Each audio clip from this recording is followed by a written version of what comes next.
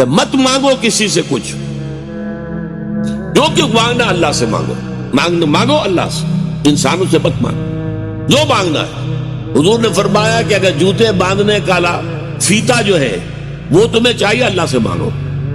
अभी अल्लाह का मामला किस जरिए से पहुंचा दे, किसके दिल में डाल दे, क्या शक्ल पैदा कर दे, इंसानों के सामने दस्ते सवाल दराज मत करो। लेकिन दूसरी तरफ अगर कोई अपनी हथेली आपके सामने कर ही दे तो इसे ठोकर मत मारो।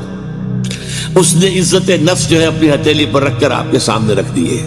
आप अगर नहीं देना चाहते न दें, ठीक है, लेकिन डांटने का आपको हक नहीं। बल्कि ये भी आया एक हदीस में कि तुम दो, कुछ ना कुछ दो, साइल का हाथ खाली ना लौटाओ।